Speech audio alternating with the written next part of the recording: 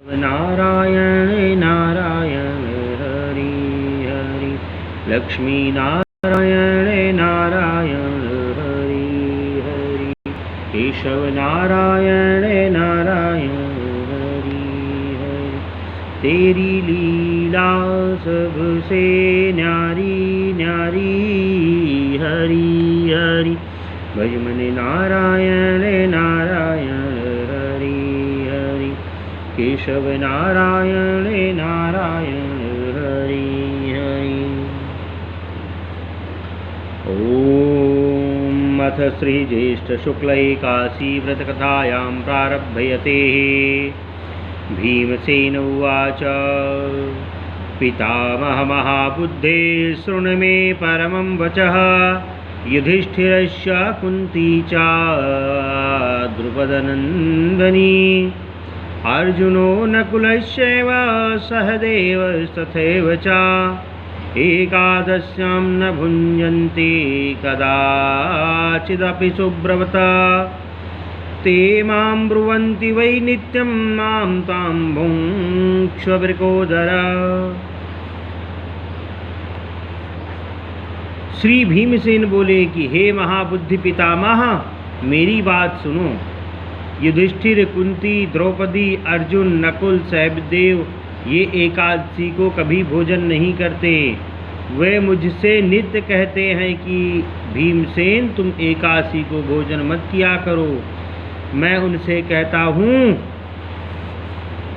कि हे तात, मुझसे भूख सही नहीं जाती है। मैं दान करूँगा और विधि पूर्वक केशव का पूजन करूँगा, परंतु बिना उपवास किए एकादशी के व्रत का फल कैसे प्राप्त करें। भीमसेन का वचन सुनकर व्यास जी बोले कि जो तुमको स्वर्ग अत्यंत प्रिय है और नरक बुरा मालूम होता है, तो दोनों पक्ष की एकादशी को भोजन नहीं करना चाहिए। भीमसेन बोले, महाबुद्धे पितामह, मैं तुमसे कहता हूँ, एक बार भोजन करने से मुझसे नहीं रहा जाता, फिर उपवास कैसे करूँ। हे महामुने, वृक्क नाम का अग्नि सदा मेरे पेट में रहता है। जब मैं बहुत सा अन्न खाऊं तब वह शांत होता है। हे महामुने, मैं एक उपवास कर सकता हूँ जिससे स्वर्ग मिल जाए, उस व्रत को मैं विधि पूर्वक करूँगा। इसलिए निश्चय करके एक व्रत को बतलाइए जिससे कि मेरा कल्याण हो। व्यास जी बोले कि हे नराधिप, तुमने मानव धर्म और वैदिक धर्म सुने, परंतु कलयुग में उन धर्मों के करने की शक्ति मनुष्यों में नहीं है। सरल उपाय, थोड़े धन और कर्म परिश्रम से महाफल प्राप्त होने की विधि मैं तुमसे कहता हूँ, जो कि सब पुराणों का सार है। जो दोनों पक्ष की एकादशी का व्रत करता है वह नरक में नहीं जाता है। व्यास जी का वचन सुनकर बड़ी भुजा वाले भीमसेन पीपल के पत्ते की तरह कांपने लगे और डर कर बोले, हे पितामह, मैं क्या करूं? मैं उपवास नहीं कर सकता, इसलिए हे प्रभु, बहुत फलदायक एक ही व्रत मुझसे कहिए। व्यास जी बोले कि तुम वृषभ व मिथुन के सूर्य में ज्येष्ठ मास में शुक्ल पक्ष की एकादशी है, उसका यत्न पूर्वक निर्जल उपवास करना चाहिए। स्नान और आचमन के में जल का निषेध नहीं है। मासे भर स्वर्ण का दान, उसमें जिसमें डूब जाए उतना ही जल आचमन के लिए कहा गया है, वही शरीर को पवित्र करने वाला है। गौ के कान की तरह हाथ को करके मासे भर जल पीना चाहिए। उससे थोड़ा या अधिक जल पीने से मदिरा पान के समान होता है। और ना कुछ खाए, नहीं तो व्रत भंग हो जाता है। एकादशी के सूर्योदय से दूसरे दिन के सूर्योदय तक जलपान ना करे। ऐसा करने से 12 महीने की एकादशी का फल उसको बिना यत्न के प्राप्त हो जाता है। फिर सूर्योदय तक फिर द्वादशी को सवेरे निर्मल जल में स्नान करके ब्राह्मणों के लिए जल का स्वर्ण दान करे। फिर व्रत करने वाला कृतकृत्य होकर ब्राह्मणों सहित भोजन करे। हे भीमसेन, इस प्रकार व्रत करने से जो पुण्य होता है उसको सुनो। साल भर में जितनी एकादशी हैं उनका फल इस एकादशी के व्रत करने से प्राप्त हो जाता है, इसमें संदेह नहीं है। शंख चक्र गदाधारी कृष्ण भगवान ने मुझसे कहा है कि सब पाप धर्मों को छोड़कर मेरी शरण में आओ। एकादशी को निराहार रहने से मनुष्य सब पापों से छूट जाता है। कलयुग में द्रव्य दान से शुद्ध नहीं है, स्मार्त संस्कार से भी सद्गत नहीं होती है। इस दुष्ट कलयुग में वैदिक धर्म भी कहाँ रह गया है। हे वायुपुत्र, बार बार विशेष क्या कहूँ, दोनों पक्ष की एकादशी में भोजन ना करें। ज्येष्ठ के शुक्ल पक्ष की एकादशी में जल भी वर्जित है। हे वृकोदर, इसका व्रत करने से जो फल प्राप्त होता है उसे सुनो। सब तीर्थों से जो पुण्य होता है और सब दान करने से जो फल होता है, हे वृकोदर, वह फल इस एकादशी के व्रत करने से प्राप्त हो जाता है। साल भर में शुक्ल पक्ष और कृष्ण पक्ष की जितनी एकादशी हैं उनका उपवास करने से धन धान्य बल आयु पुत्र आरोग्यता प्राप्त होते हैं। वे सब इस एकादशी के व्रत करने से प्राप्त हो जाते हैं। हे नर व्याघ्र, मैं तुमसे सत्य कहता हूँ कि तुम इसका व्रत करने से बड़े शरीर वाले भयंकर काले पीले रंग के दंडपासधारी यम के दूत उसके पास नहीं आते हैं, बल्कि पीताम्बरधारी हाथ में चक्र लिए हुए सुंदर विष्णु के पार्षद उसके पास आते हैं। अंत समय पर उस मनुष्य को विष्णु लोक में ले जाते हैं। इसलिए यत्नपूर्वक निर्जल व्रत करना चाहिए। फिर जलदान और गोदान करने से मनुष्य सब पापों से छूट जाता है। हे जन्मेजय, इसको सुनकर पांडवों ने इस व्रत को किया। उसी दिन से इस एकादशी का नाम भीमसेन एकादशी पड़ गया। इस निर्जला एकादशी का व्रत किया तभी से इसका नाम भीमसेन विख्यात हो गया। हे भूपाल, इसी प्रकार सब पापों को दूर करने के लिए तुम भी यत्नपूर्वक इसका व्रत करो और भगवान की पूजा करो।